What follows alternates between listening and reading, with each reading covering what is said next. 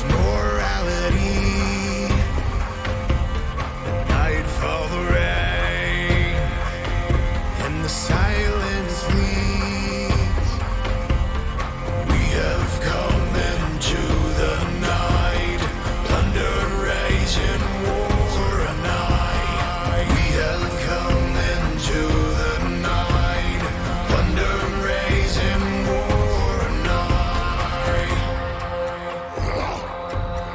We'll fight, dark age, Ragnarok, sail war. Finger up for Ragnarok, finger up for Ragnarok, finger up for Ragnarok. Welcome to Valhalla.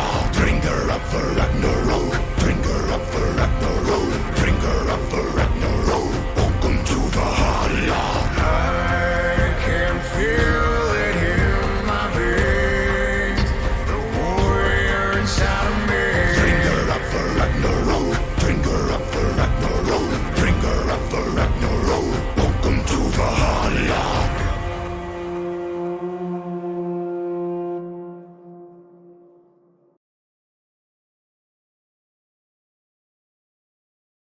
Hello, everyone, and welcome to the Seer for Valhalla Esports, week number 8, getting close to playoffs.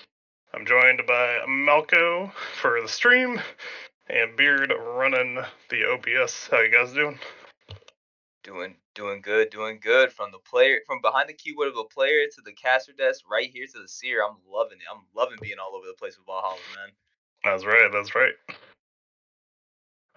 This episode, we're going to be looking at the games from week 7, do a little bit of a sneak preview of how playoffs are looking. Fluffy's asking if Malco can be turned up a little bit, if you could do that, Beard. But we'll be looking forward towards the playoffs since we're getting close, talking a little bit how the seeding's going to work, and just check out the matches that are coming up here for week number 8. But we can jump into the first matchup, which was Battle of Bolg versus Titan Gaming Mux. So, quick disclaimer. So, because of where I joined in on Valhalla and started casting and everything, I didn't see some of these games. So, we're gonna kind of make a little game of it here. Hellstrom's gonna kind of talk about the teams and the matchups. We're gonna see the draft, and then I'm gonna take a guess and see of who won the game before we actually see the results. And then we will talk about the end result afterward for some of these games. I know one of them I participated in, and one of them, I think 2 of them actually I casted. So this should be a very, very interesting like kind of episode for the Seer today. For sure. Then we can do that. For this one, it was my team's game against Titan Gaming Mux. Titan Gaming's got Flimsy Fence up in the top lane, Vixford jungling, Bentage in the mid, Armor Fidelium ADC, and Trinity in the support. For this game, they had a sub in for Vixpor, which was Tac Alley, but they had the rest of their lineup. We had our full lineup as shown, but instead of Bulgaria, we have a Montblanc actually playing in the mid and Little Skyfox in the support. So for Titan Gaming, Flimsy's like a Masters player, very big. They had Flame, also a high diamond Masters player, subbing for game 1 for him, and solid ADC and jungler, and then Bentage, known for his Morgana and Seraphine, slash just some control mages in the mid, and Trinity playing a lot of supportive mages. Here's a kind of a solid lineup across the board for our side. So what do you think for this? Are you going by matchup or by game for your predictions? We're gonna go by the games because the matchups definitely do obviously play a part into everything. But without going like into like rank and where everyone stands, and then also again, you guys had each individually, both teams had subs too, so that I guarantee that it influenced the games in some factor. So let's see like where the matchups kind of were, like the matchups are like per each lane, and that kind of will be where my decision will be made, like who I thought won the game. Alright, sounds good. Then we can jump into draft number 1. These games were streamed live, So if you did not get to see him, definitely go check him out. We've got all the VODs up on our YouTube. Just go to Valhalla Esports on YouTube and you can see everything we've done as far as games and Seer podcasts. For this game number 1, Titan Gaming Box won the coin toss, so they had red side. We banned away Kennen, Jax, and Morgana. They banned away Evelyn, Ari, and Syndra. We were kind of focusing some harder top carries and then just vintages Morgana since he's very comfortable on it. They banned away a jungle and a couple mid champs for us. We grabbed that Seraphine. They answered the Amumu MF. We followed up with a Jarvan and a Kaisa, and they grabbed Nautilus. We went ahead and banned away a couple more carries in the Gwen and Silas. Silas' ban was mainly because I was planning to pick the Malphite. They banned away Lux and Mordekaiser and grabbed the Vigar. We rounded our draft with Malphite and Yone, and they finished it off with the Olaf in the top lane. So, how you feeling about this matchup? Just immediately looking at the side of Titan Gaming from this matchup, you can already tell what their mission is. It's to either pick off one target or pick off multiple targets at one time with the cage to be able to either get multiple targets with the cage, but then select that one particular target, like your Kaisa, like your Seraphine, like your Yone, to get them out of the fight.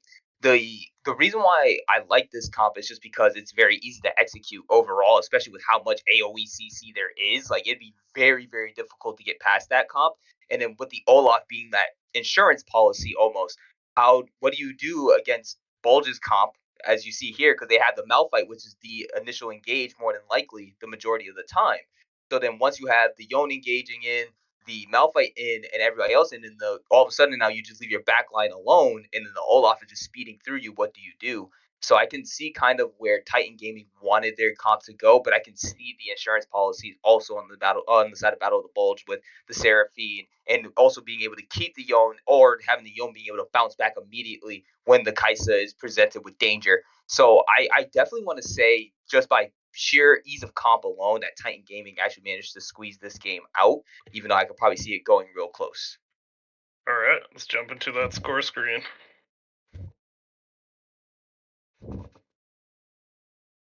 And we can see here, you are correct. Titan Gaming took the W. It was actually one where our side got an alright lead early. We're doing well in the lanes. I was just kind of farming, making sure I didn't die to Flame on that Olaf. Once we got to a couple of the mid-game fights, they got a little disjointed for us, and Flame picked up a bunch of shutdowns, and then just kind of became the monster Olaf, where despite us having the CC, we were unable to successfully get his ult to fall off so that we could kill him, and he just kind of ran through us to pick up this game number 1 victory. Yep, and that's where I can definitely see where that problem arises, because you can look at the bot lane, for example. Even the bot lane didn't significantly perform, but again, MF is one of those champions that eventually becomes an issue. Just her ultimate alone can turn a whole fight. They have so much zoning, so much AoE and potential to honestly pick away at your comp and get the targets that they want. Clearly, Mont Blanc had a good performance, and you were, like you said, you were trying to mitigate and play weak side as much as possible, but it unfortunately didn't allow for you guys to translate into the mid and late game the way you wanted to.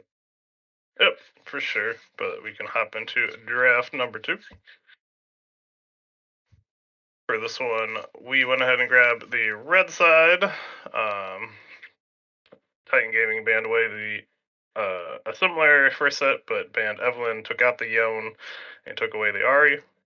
Thank you, Evbot, for that Prime. If anybody else out there has the Prime and wants to toss it our way, we will definitely accept it. I believe Blitz, yours has fallen off if you have it up, and we'll definitely love you for at least 30 days. We banned away the Kennen, Seraphine, and Morgana. This time, since they had first pick, we wanted to take out the Seraphine just to eliminate that team fight ultimate.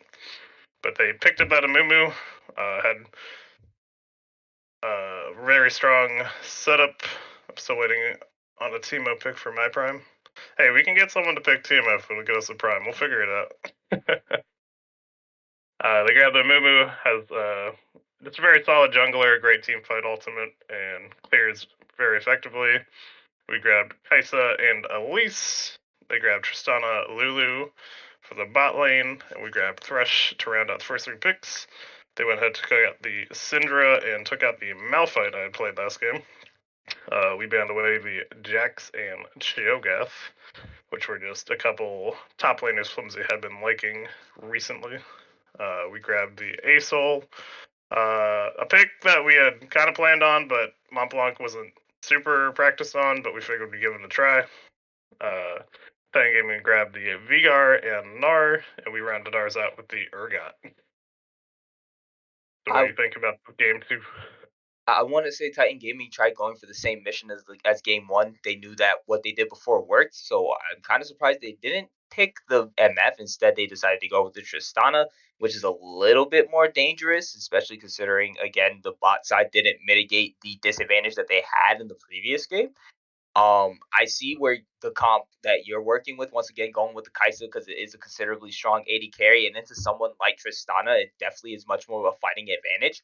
And then the Thresh to kind of help give more appeal to the Kai'Sa, especially because they don't have that Olaf this time. I see Bulge's comp actually working out a lot better, especially with the type of raid boss that the Urgot can become if allowed to get into late game or gets ahead. But I still think that Titan might have been able to pull out that win only because of the fact that they just managed to execute the same comp over again. Just this time they have a little bit more of a they're a little bit more dangerous with the all-in potential that the all-in that the Tristana has to do. For sure. Let's jump into that score screen, see how it played out. And we see here you are again correct. Titan Gaming Box were able to pick up the series victory 2-0. Flimsy doing very well on that Gnar, a champion he's played a lot, even back in the Press R days, and he's very comfortable on. Played around his Gnar bar effectively and had strong team fights.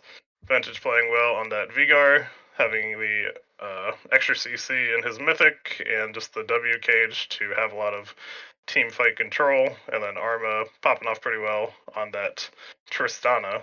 I will give myself a shout out. I got to solo Bolo Flimsy early in the top lane, so I at least have that for myself. But this one they got control a lot earlier and kind of maintained control, so it was a much more one-sided game than game 1. I feel like a lot of the games have been like that, where like game 1 is super close, and then at least from the games I've seen, it's been like game 1 was super close, then game 2 happens, and it's like, whoa, what happened? What side it ends up being on? It's just game 2 happens to be a stop, and it's just like, what's going on here? Yeah, one team got it figured out, right? Yeah, we had a couple little communication errors that put us behind, and then Montblanc accidentally got Ludens instead of Leandries. Just a misclick there. So a couple small mistakes, giving us a harder hill to try to fight up, but well played to Titan Gaming Box taking that series. And now we'll jump into the second series from week 7, which was Night Raid Owls against Velocity Gaming. Now, this one might be a little bit shorter to talk about because I actually got to cast this one. So well, if you casted this one, I'll let you run through it. So to go through the quickly with the two teams, in the top lane for Night Raid, we're gonna have Mockingbird. The jungle was Kid Buu. Mid is gonna be Marbra. ADC is Nitros with support being King Beeson. Did they have any subs if I remember correctly, or? I don't believe Night Raid had any for Velocity, as we see Flame subbed in for the mid lane. Correct. And then for the rest of the roles, it's gonna be top was too good for Lima. Jungle casual plebs. Lord have mercy. I gotta talk about that real quick. Mid was Flame subbing, which that was a really good sub pickup. ADC Will Poco, and then support being Lethal Lime. For sure. We can jump into game number 1 draft. How the drafts go for these games. I remember when we were talking about these drafts in the casting, what I said was Night Raid has a insurance policy for them getting to the late game, the insane team fight factor, the ultimates that they can clearly steal, and we've seen like how we saw the glimpses for them, but Velocity very clearly had they had a game plan up their sleeve, giving casual plebs their Shaco which at first I didn't think was gonna work with the comp, but it ultimately ended up working. Will Poco getting some insane ultimates and using the Ashe to real good fruition, and overall the Yone pick, and then it just everything else came together. Like I was very surprised, and it was a real fun game to cast. I'm not gonna lie, there was a lot of scraps, a lot of like fighting going on in general, and I was really happy with it, even with the bot lane not seeing as much action. Yeah, for sure. I know Nithros played very well in this game on that vein. The Silas for Mabra was looking very clean. And yeah, Casual Pleb showing why people like to ban away that Shaco. He is very good on that champion, making it very annoying to play against. We can hop over to the score screen. This one, again, as we said, we casted. So again, check out the YouTube if you want to see the full games.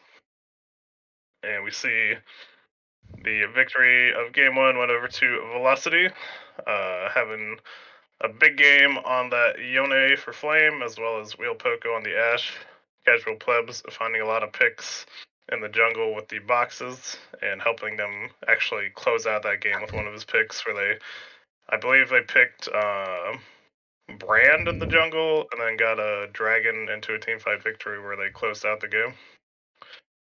The shenanigans that he was playing with the Shaco boxes, I just want to give a shout out to that, only because I was watching that game and all I could think in the back of my mind was, I'm so sorry because I understand this pain. It's just something that like I really wanted to call it out in the middle of the cast and be like, man, this is annoying to watch right now. Like this is what it looks like to not have to deal with that directly behind the keyboard right now. And I know like Casual must have been at least laughing a couple times because he knew the boxes had worked. For sure, for sure. But we'll see how Night Raid adjusted for the game number 2 draft. They ended up on the red side. How was this draft for game number 2? So this draft for game number 2, what was very interesting is the big change up from from Night Raid in general to their comp, and I feel like this is what we see a lot in game number 2s that happen.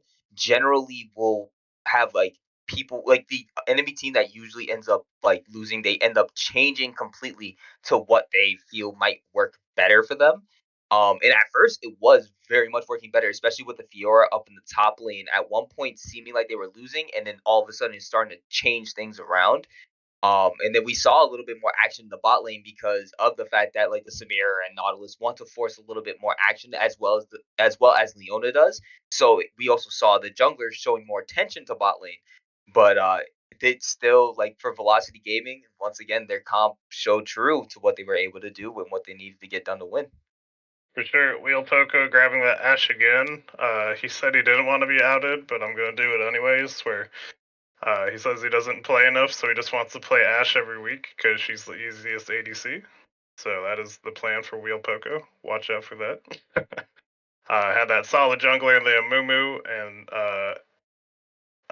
Lethal actually told me the ASOL was the first time pickup for Flame. So we'll see how he played it. Went for that counter matchup with the Fiora into the Mordekaiser and a more traditional scaling AP jungler that Kidby likes to play. So we'll see how this game played out on the score screen. And we see Velocity picked up the game number 2 victory, winning the series. Too Good for Lamia having a great game, actually getting ahead early on this Mordekaiser against the Fiora, where normally it's a pretty tough early game for him. Casual Plebs having a fantastic Amumu game. Flame not popping off as hard as game 1, but still having a competent ASOL game, and Wheel Poco getting even more kills this game with 11, 2, and 8.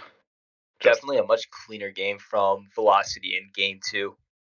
Yeah, played it very well, got that lead, kept it, and closed out the game efficiently.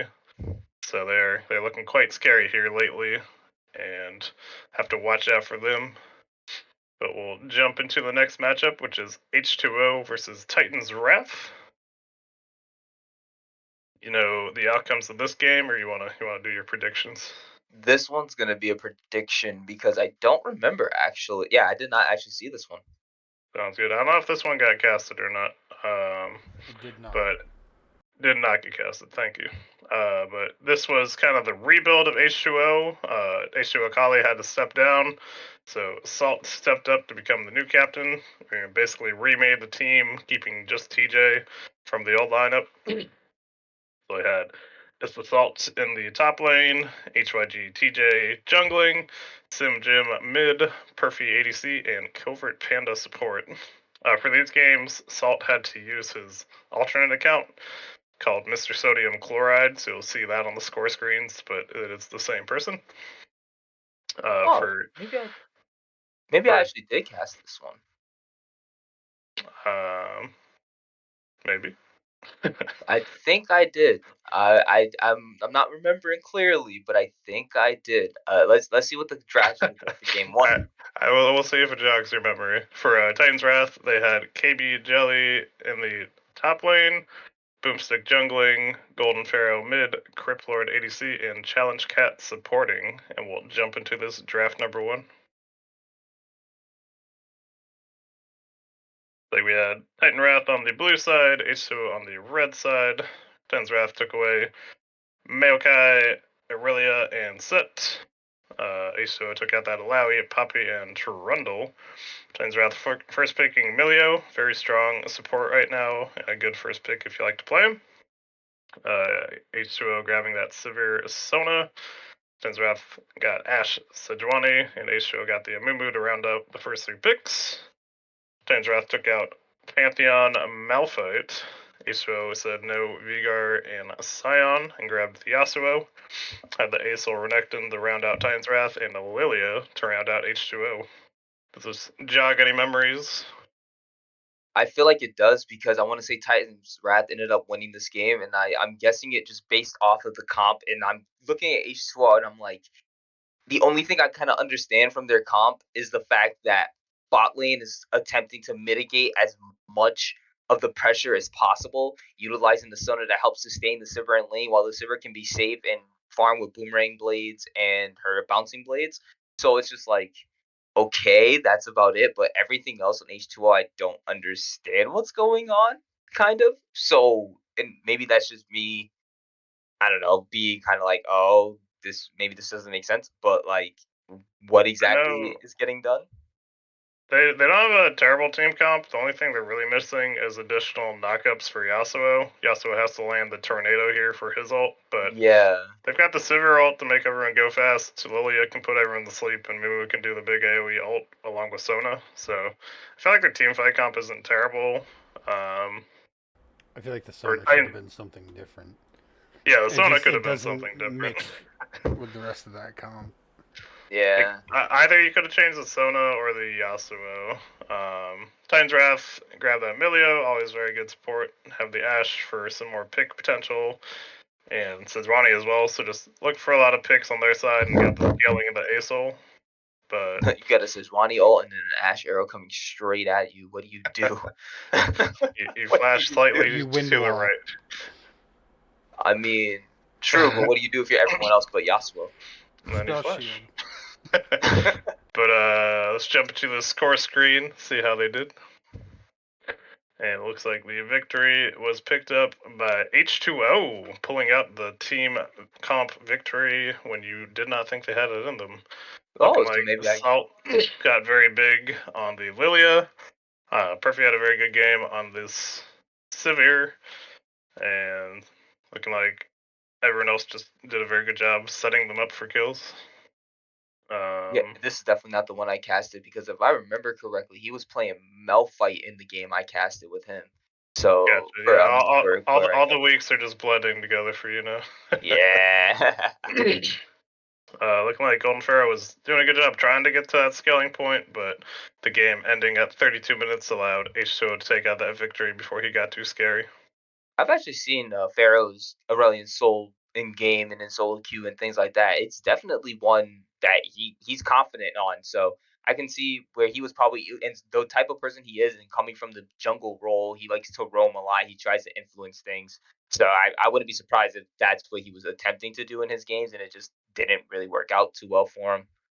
For sure, but we'll see how they adjusted for draft number 2. Looks like H2O on the blue side. Titans Wrath grabbing that red side. H2O taking out Poppy, Alawi, and Trundle.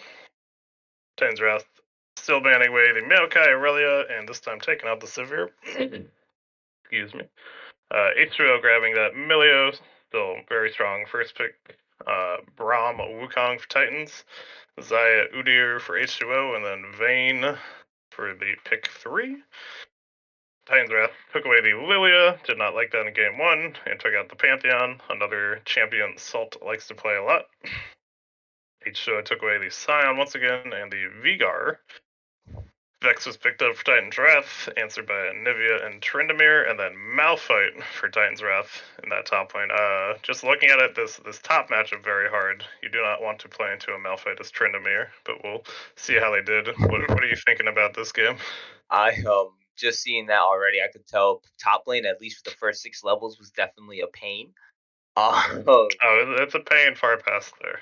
And then it's a pain until Malphite goes to team fight, really. Basically, and then what I first saw, especially, I like Titan's Wrath's comp here because it seemed like it had early falls off mid, but then it had late game potential once again, like as long as they managed to keep themselves from falling to a massive deficit, especially with like the bot lane having the agency to do a lot of damage and it's 2 short range AD carries into one another. So if the Braum lands a Q, then the Vayne goes in, she's proccing silver bolts. Like there's a lot of like, even with Emilio's damage mitigation, it's gonna be really hard to fight against that, considering that Emilio doesn't have a whole lot of counter engage. So I would definitely say I'm giving it to Titan's Wrath. I would agree for this one. I really like their team fight. They have 2 big team fight setup ults, and the Vex can ult in and get a big fear. Scaling in the Vayne, and just the top matchup's very tough. I think Anivia is good in the Vex, but it's not awful for the Vex. She can still just farm up and look for team fights, and I agree, the scaling on Vayne, I think, is a late game tipper as well, but we can check out the score screen, see how they did. And looking like this one was picked up by Titan's Wrath. Tryndamere able to farm very well, probably just sat on that side lane, but Malphite getting enough kills and being more relevant in the team fights, along with Boomstick and the mid and ADC for Titan's Wrath getting quite farmed up to where they could help carry and close out this game. And shout out to Challenge Cat, clearly having 0-1 and 14, having some clear presence on their side as a support. So definitely probably was helping influence some things and helping make things happen. Oh yeah, for sure. They had a lot of Dragon and Baron control. Got all the towers, only 1 Baron this game, but looks like they also picked up the Elder on the side of Titan's Wrath, so just a ton of objective control with their comp. So we head into the game number 3 for this matchup. We'll see how the draft went. And Titan's Wrath back on the blue side. H2O took red for the final game. Titan's Wrath once again taking out Aurelia, Maokai, and this time taking out the Zaya. Don't want to have the safety on the ADC. H2O taking out the Poppy. Milio this time said, get away, the easy first pick support. And Vayne did not like that Vayne in the last game. Titan's Wrath first picking that Karma since Emilio was gone. H2O grabbed the Ezreal Nautilus. Not exactly the combo you'd want. Ezreal's more poking and Nautilus is more all in, but you can let Ezreal sit bottom and just kind of farm while Nautilus roams if you want to look for that kind of play. Titan's Wrath grabbing that Ashe once again and the Trundle. And then H2O grabbing Lilia. Banning away that Scion Vigar. Titan's Wrath took out Anivia and Yasuo. And since Yasuo was gone, why not pick the other Wind Brother for H2O? Got the Yone. Titan's Wrath rounding it out with Vex and Alawi, and then H2O finishing up with Mordekaiser.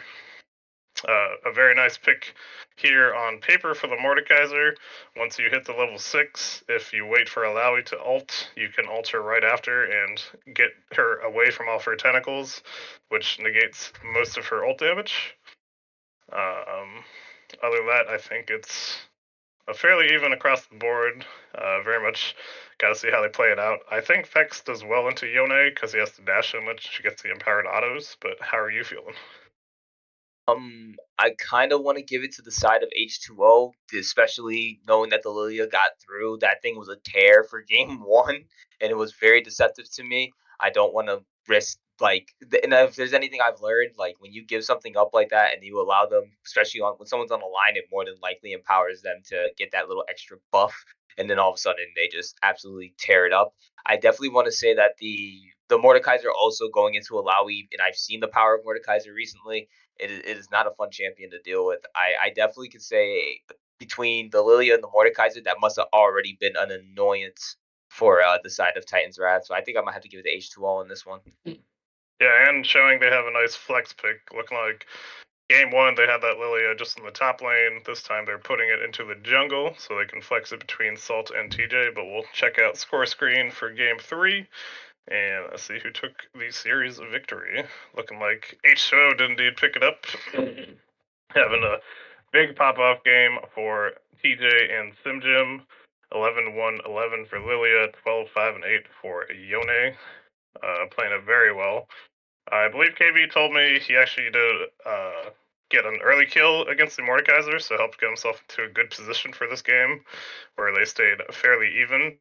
But the jungle mid looks like they took up the slack for H2O and took the series victory. For our next series, it is Los Nomados against the Ultralords. And we've got I believe there were no subs for this series. Los Amadas had Smoothie top, Leon jungle, Snurbopsy mid, Lambo ADC, and Dainty Taco support. Ultralords had Zabel top, Zolmorn jungle, Kazuto mid, Kurokishi ADC, and Jad's dad support. We can hop into draft number one. You want to run through this one?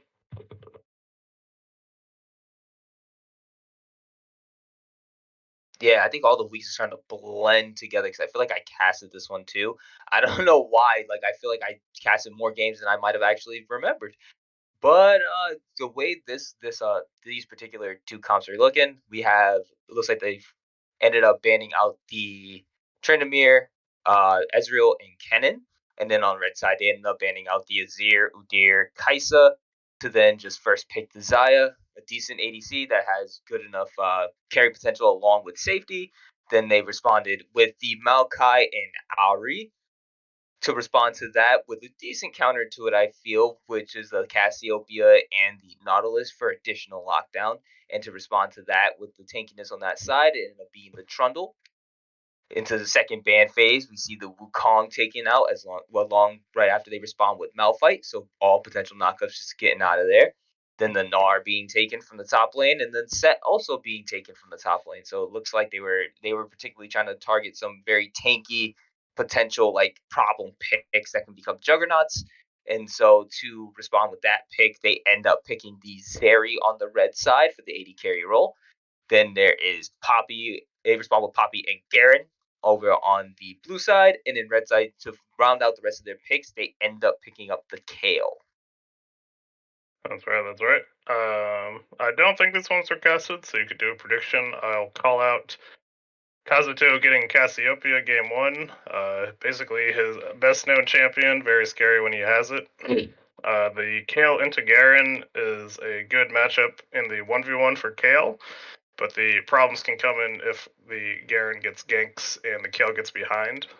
I like Xayah as a blind pick. She does have a lot of carry potential and can keep herself safe. But how are you feeling about the team comps? The way this team comp is looking, I am actually going to give it to the side of Ultralords on this one, just because of two particular picks, Garen and Poppy. um, yes, Trundle, you could pick one of them, and you could steal you could steal all their tankiness, whatever you want. But then you still have two additional tanks, some severe lockdown, and even an ADC that can produce their own potential lockdown and help get away. So there was just way too much protection for the Xayah and for the Cassiopeia as well.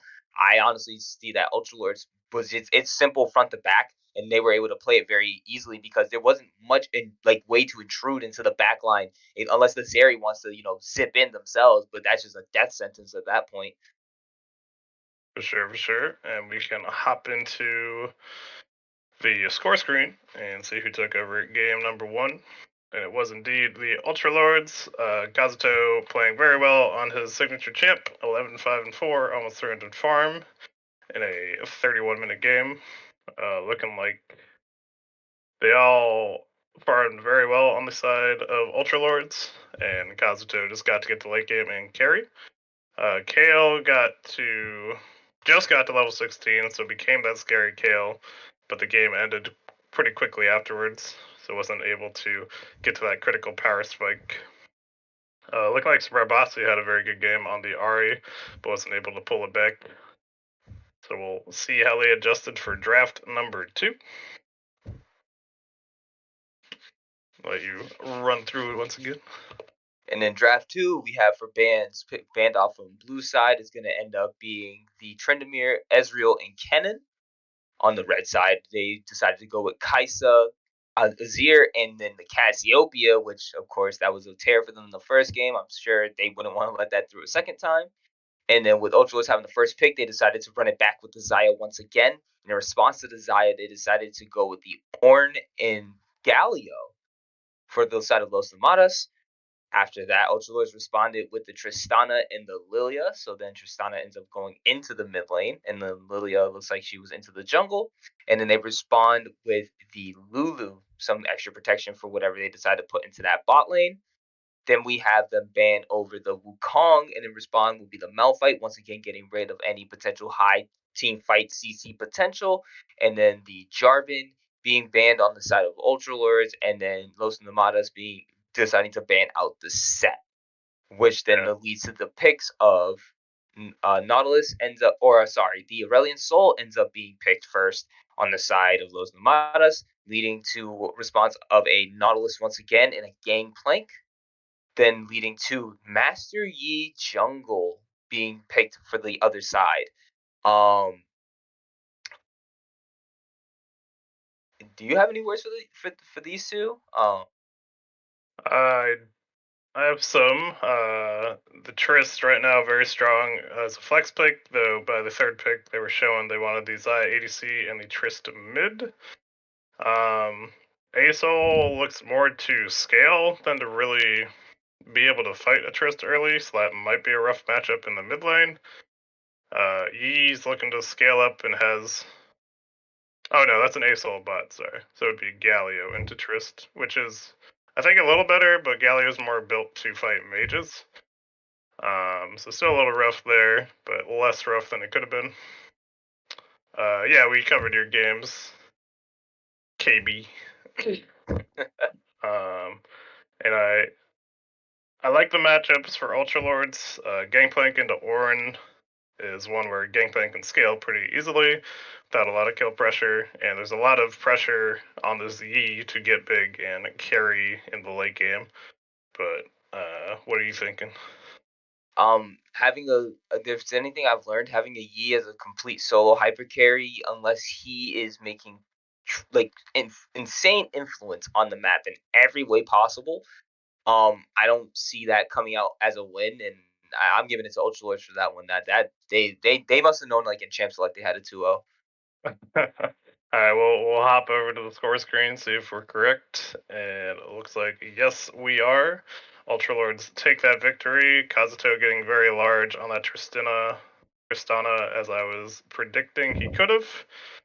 Kuro getting a fair number of kills as well, and Leon getting some kills down, but not enough to become that late game Master Yi carry. And the 2-0 goes to the Ultra Lords. Our fifth matchup was the Rolling Stoners against Sorstar. I believe both teams had their full lineup here. Would have Rolling Stoners having Boosted Sandwich top lane, Jungle Cladan, Bonkers in the mid lane, Rise at Dusk ADC, and Worthy Dust in the support role. Sorstar having High Lord Zenith, Omega the Reaper jungle, High Lady mid, Junie ADC, and Live Light in the support. And we'll hop into this draft number 1. Looking like Sorstar had blue side, Rolling Stoners had red side. Sorstar took away Ezreal, Milio, and Mumu. Oh, actually, I think there was a sub here for Sorstar. I believe they had Console C on their team. I forget who he's subbing in for, though, but we'll see in the source screen.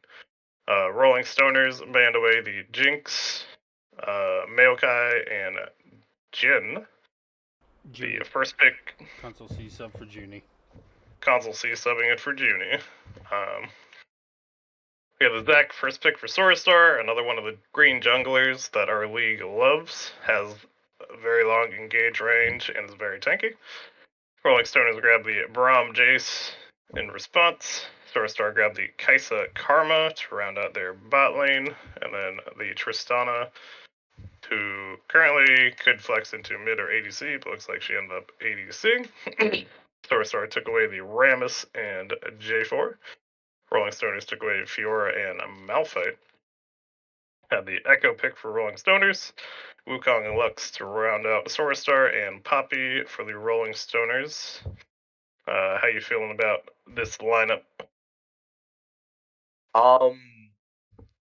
Honestly, both of these lineups are fairly even. What I think I like most, though, from the Rolling Stoner side is just that like immediate scale that they have, and then also a lot of the negation for the engage that the side of Star has between the Poppy W and then the Braum E being able to help protect the carries, and the big AoE CC potential from the Echo in team fights. Just it honestly, I can see where like Rolling Stoners was trying to accomplish, and they understood how to counter their team while also still understanding how to win the game, not just strictly counter their team. I can see where though Sorstar, if they execute their comp properly, it could definitely be a problem for the Rolling Stoners. But I think I'm gonna go with Rolling Stoners on this one. They have a lot of poke in the Jace, but then a lot of catch where they want the Poppy and Echo to jump on people. I think if Rolling Stoners had a different top laner and just all in on trying to get picks and team fighting, I would like the comp a little bit better. I like the Sorstar fight comp where they have Zac jump in an ult, Wukong jump in an ult, and then a Kaisa Lux to deal the damage while Karma's shielding and damaging as well. So I think I like the Sorstar lineup this time a little bit better, but we can see which one of us are right as we go into the score screen. And look like this game number 1 was picked up by Sorstar. Omega the Reaper having a fantastic game on that Zac 10, 0, and 18, as well as Console C going 14, 2, and 13 on Kaisa. They looks like they got the Dragon Soul, got a Baron, and got every tower. As well as both the Rift Makers, so they just had jungle control unlocked for game number 1. The Karma, I didn't realize the Karma was actually mid lane, not bot lane. That's actually okay. That definitely makes the difference. Oh, that makes such a difference. Oh yeah, you're right. Looks like that Karma did very well against the Jays. Actually, a fantastic game for Highlight as well. 4, 0, and 15. 2 unkillable Demon Kings for the side of Sorstar for this game number 1. Just looks like a very well played game. Closed out at 36 minutes. And we'll hop into draft number 2, see what the Stoners wanted to change up for game number 2. Looks like they elected to go to the blue side. They took away the Kaisa, Karma, and the Wukong. Did not want to see any of those champions after game number 1. Sorstar took away the Zek, since he didn't have first pick, the Amumu as well, since he's another green jungler, and the Milio as the OP support right now. Rolling Stones grabbed the Jarvan first pick, Sorstar grabbed the Thresh and Poppy. Got the Ezreal and Seraphine for the Stoners, and then Yorick to end the first pick phase for Sorstar. Stoners took away the Lux and Malzahar. Sorstar took away Kassadin and Rise. and picked up the Xayah to have a safer ADC. Kind of double safety for the bot lane. You have the ult to keep yourself safe and the Lantern to pull you out of any sticky situations. The Mordekaiser and Yone for the Stoners, and then the Sandra to round out the picks for the game number 2. How do you feel about this matchup? This particular matchup, I'm kind of still liking more Sword. I'm liking more Sword Stars one on this particular comp. And I want to just say it's primarily because of the way like each of the matchups are working. So you have the Yorick into the Mordekaiser, which just kind of like I feel like they're more of an even matchup than it would be to be like unless Mordekaiser has to wait. I'm not sure if the Maiden comes uh with Yorick into Brazil. So I don't think so. So if he waits until the maiden is dropped, then that 1v1 potential kind of sways in the side of Mordekaiser. Then you have the jungle matchups, which looks to be Poppy versus J4. We can see how that one particularly goes. J4 obviously wants to go all in, but Poppy can negate a lot of the all in.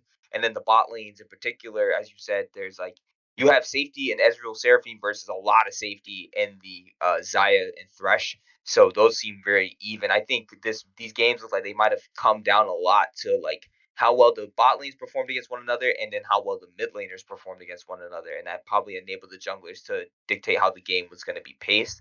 But I think Sora Star probably ended up taking that out, especially with how much all in Yone has to do into Lissandra, and she can negate a lot of all in on herself. Yeah, for sure. The Lissandra's a nice pick for the Yone. Poppy actually a great pick, as 3 of the members of Rolling Stoners have dashes that she can block with the W. Then Yorick, I think, can't get bullied by Morid, but if you're landing those E's, you can have an alright time in lane and just look to shove hard, especially later in the game when Mordekaiser wants to team fight. But let's jump into that score screen, see who picked up game number 2. And it was indeed Thorstar picking up the 2-0 victory, taking their first series for this season. Congratulations to them. High Lord going 6-6, but having almost 400 farms, so just farming his mind out. Console C 10-2-9 with over 400 farm, just also playing out of his mind. And they were able to pick up the victory. I'm sure Console C was set up a lot by Omega, High Lady, and Live Light to get that big scoreline. So well played to them on the series victory. Really quick, Hellstrom, I'm seeing here it's Poppy can't stop Ez though, according to KB here. That's true, because that one acts more like a flash, but still very good against the Jarvan and the Yone Q dash. So able to block 2 of them is still a very good pick, as well as just if you find a good knock into the wall on any of them, just huge CC along with their ultimate. So definitely not a bad pickup here for Omega. And we will head into the final matchup for week number 7, which was the fight for first place. It was Goat Kings against Big Wheel. This series we did get casted live, so if you didn't see it, check out the YouTube to see what you missed out on. And Goat Kings had Hungry Hobbit top, Deity in the jungle. Actually, no, you didn't. You had Deity mid, Goat King Reaper jungle, Malco ADC, and Goat King Beard support. Big Wheel had Avius top, Big Wheel Evbot jungle, Hardway in the mid, Fluffy ADC, and Illywood the third support. And we can hop into this game number 1 draft. And I'll let you run through it, Malco. You can give us the big brain thoughts of your team as you drafted. Alrighty, so we decided the first couple bans were gonna end up being Zeri, Brand, and Gragas. For the enemy team, they ended up banning the Seraphine, the Taric, and the Swain, primarily targeting our mid and support. So in response, I wanted to go Comfort, so we ended up picking the Misfortune. And in response, they ended up picking the Tristana Rel. I won't lie, I was a little worried about that. So in response for us, we ended up picking a comp that we practiced before, which was this top 3 here for bot and jungle to go Diana, Zyra, MF combo, and then they end up going with the Samira afterwards. Again, more CC, more for them to enable like an all-in type of comp, it seems. So then we end up banning Echo and Lilia on our side. They end up banning Yone and Malphite on ours, or for their side.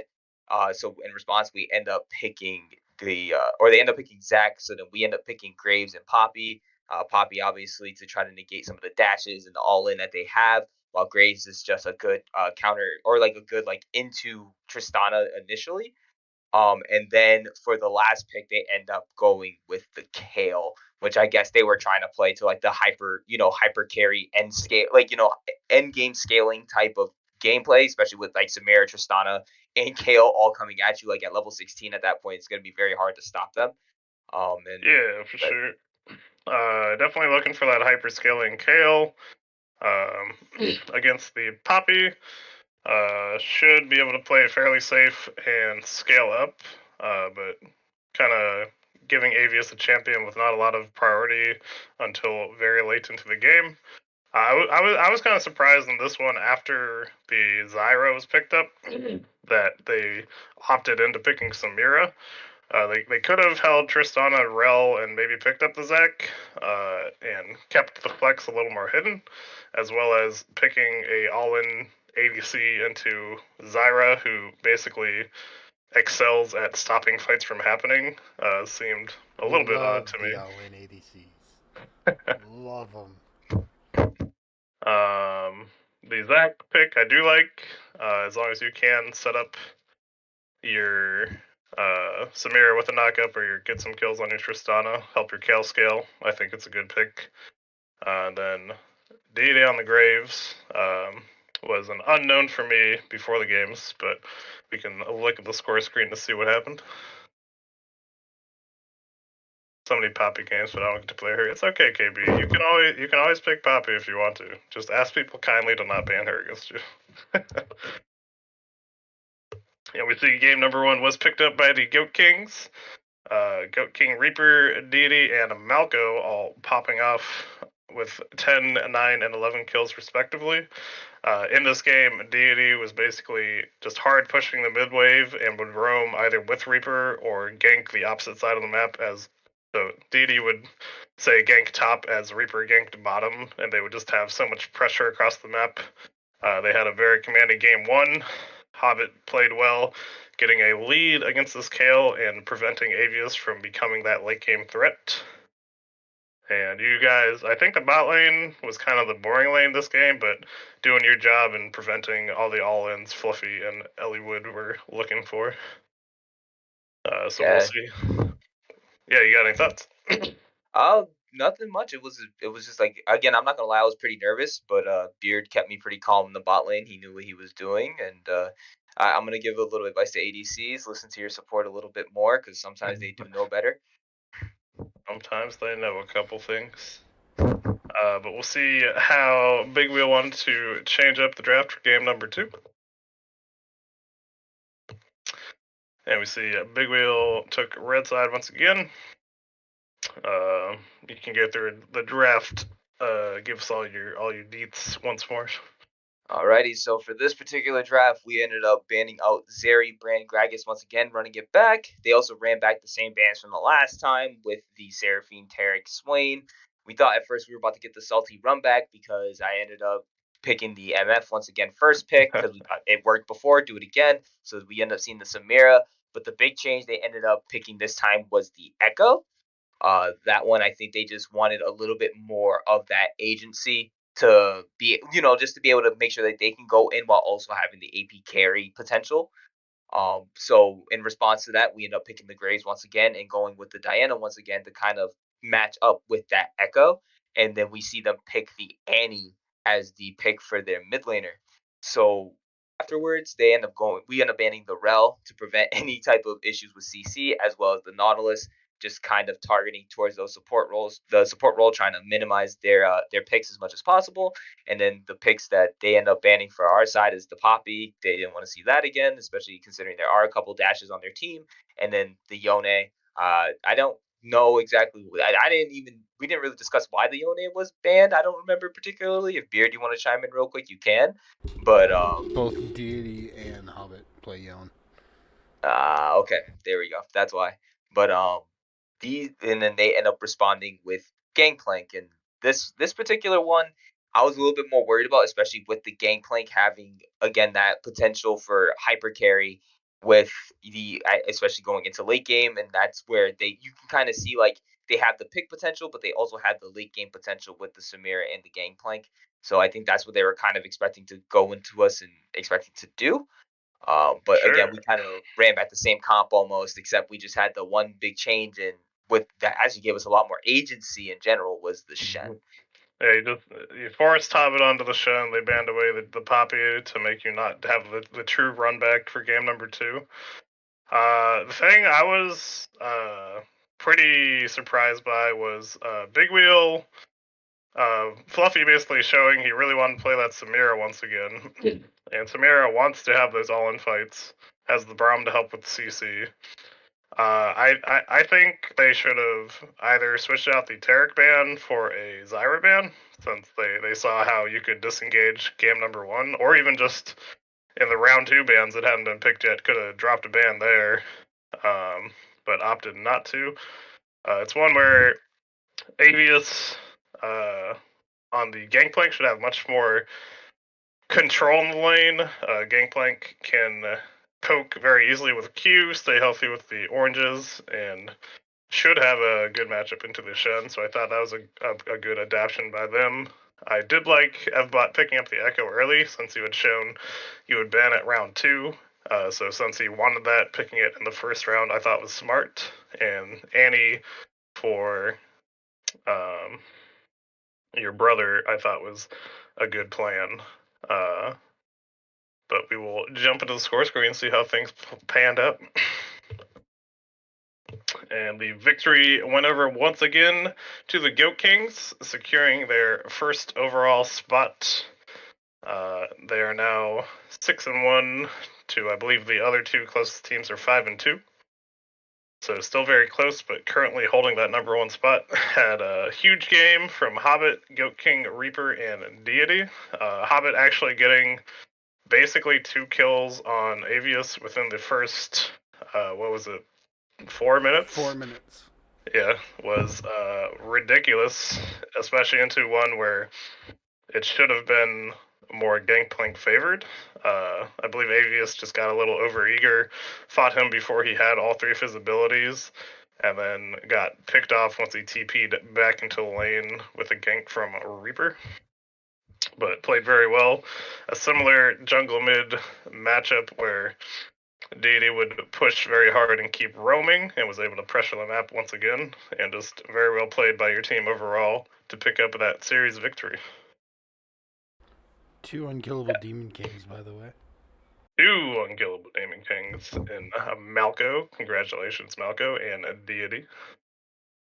I'm not gonna lie, that game. If there's anything I can say about that game, that second game for bot lane was just a little boring, only because like the Braum basically negated me from doing anything, and I'm just like, all right, if I drop the R, he's gonna drop the shield. Then at that point, it was like some people were telling me at the end of the game, like, hey, you should have like waited longer or things like that. And I'm like, but if I get him to drop everything, and then the rest of my carries can just drop in and just kill everybody else afterwards, like I mean, if I could force him to use spells or whatever, and then you guys can go in and clean up, that works for me. Yeah, definitely like some discussions where the min maxes could come in, but definitely worked out for you guys. They actually had 2 ways to block your ultimate this time with the Braum Shield and the Wind Wall from Samira. But you guys made it work, basically, again, negating any engages. You see it was a very low kill bot lane, and you guys just got a lot of assists once full team fights happened, and just did your job, so it was very well played. But with those matches over, instead of jumping into the Week 8 matchups right away, we're going to look at the standings currently as we're looking to head towards playoffs soon. And remember, we have our 4 divisions: Helheim, Midgard, Jotunheim, and Vanaheim. And if you want to make it playoffs, you have to be in the top 2 of your division. Nothing else matters as far as standings if you want to make it past the standard play into playoffs. So far, the most secure teams to make it are Goat Kings and Big Wheel, though they are still one game apart, so they can be fighting for that number one spot. Midgard's pretty secure for Stoners and Ultralords to make it, though they are also one game apart, so they're fighting for that first place. Jotunheim's pretty wide open. Is H2O 3 and 4, or are they 4 and 3? No, they're 3 and 4. So I believe they're 3 and 4. Yeah, I think that's correct. H2O is 3 and 4. Oh, sorry, I was thinking the wrong. All right, Jotunheim pretty open. It's a 4 and 3 night raid to a 3 and 4 for both H2O and Titan's Wrath. If there is a tie, we will look at the points on the tournament's website to determine who would get that second place spot.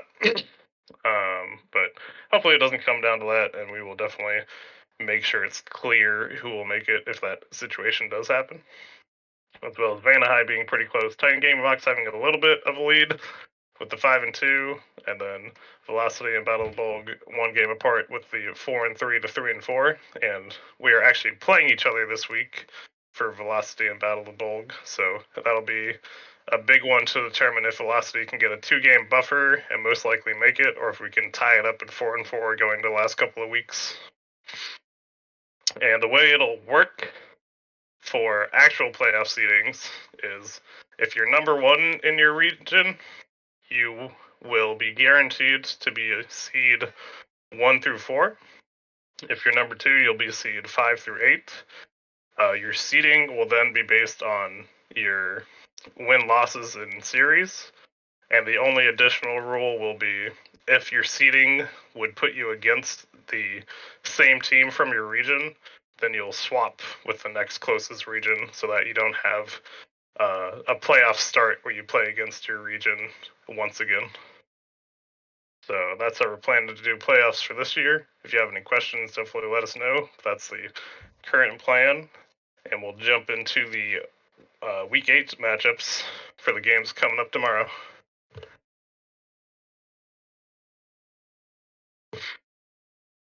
And we have Titan Gaming Mux against H2O, Velocity Gaming against Battle of the Bulg, Titan's Wrath versus Night Raid Owls, and God Kings versus the Rolling Stoners, Sword Star versus Ultralords, and Big Wheel versus the Los Nomadas. Any of these matchups standing out to you, Malco, for series you think will be pretty close? It's looking like we're going to have a couple of scenarios where either we're going to see a couple of ties, and some people really, like right now we're just seeing like a bunch of fights for the playoff spots. It's already looking like, and then obviously people trying to secure their first place spots. But I think I'm really looking into God Kings versus Rolling Stoners, not just because I'm playing in that one, but I'm very excited to play against another bot lane and see how see the diversity in the league from the games that I've casted in, the games that I'm actually going to be playing in. I'm also very curious about what H2O and Titan Gaming Max is going to be like, and then Velocity Gaming versus Battle of the Bulge. I'm very excited for as well. What do you want to say, Beard? I was going to say, in the Goat Kings Rolling Stoners game, if we are able to beat Rolling Stoners and Ultralords beat Star, I believe that puts Ultralords in first place. So a lot on the line in these games, trying to maintain your seeding position. Yeah, every game has playoff potential except for Big Wheel and Los Nomadas. That's the only game that has 0 playoff impact whatsoever. Yep, but Los Nomadas can still play spoiler if you guys happen to lose, and Los Nomadas won, they would maintain your 1-game lead over Big Wheel currently. Correct. So everything still matters. Even if your team's knocked out, you can still play spoilers or help out other teams looking to make it to playoffs. So definitely keep playing your hearts out, and we're going to have some exciting games this week. We'll do our best to stream a couple of them so that we can see all the action. Quick reminders, one last time, if you've got those primes available, we definitely would love to have them. Toss them our way, and we will love you for at least 30 days. Check out the YouTube for any VODs you've missed. It's just Valhalla Esports, and you can see all the series and podcasts we've done. And check out the Loots page. We've added some koozies with the logos to it, and we got like mouse pad, some sweatshirts, a t-shirt, anything you want, check it out if you're interested in any Valhalla logo themed apparel. You got any closing thoughts there, Malcolm?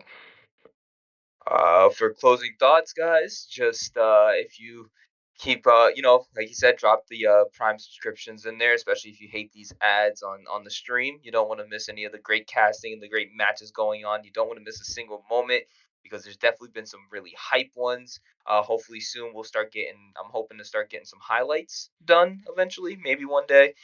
So we can start to show off what really has been going on with the league.